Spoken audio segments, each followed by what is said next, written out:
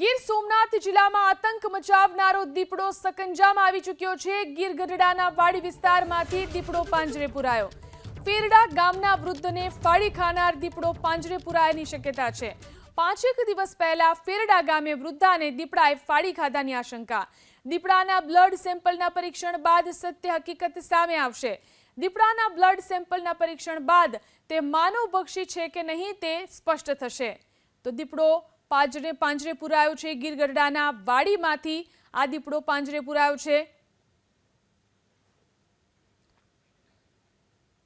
ગીર સોમનાથ જિલ્લામાં આતંક મચાવનારો દીપડો સકંજામાં આવી ચૂક્યો છે। ગીર ગઢડાના વાડી વિસ્તારમાંથી દીપડો પાંજરે પુરાયો।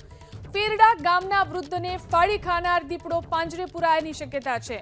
5 દિવસ પહેલા ફેરડા ગામે વૃદ્ધાને દીપડાએ ફાડી ખાધાની આશંકા। દીપડાના બ્લડ સેમ્પલના પરીક્ષણ બાદ સત્ય હકીકત સામે આવશે। દીપડાના બ્લડ સેમ્પલના પરીક્ષણ બાદ તે માનવભક્ષી છે કે નહીં તે સ્પષ્ટ થશે। તો દીપડો પાંજરે પુરાયો છે। ગીર ગઢડાના વાડીમાંથી આ દીપડો પાંજરે પુરાયો છે।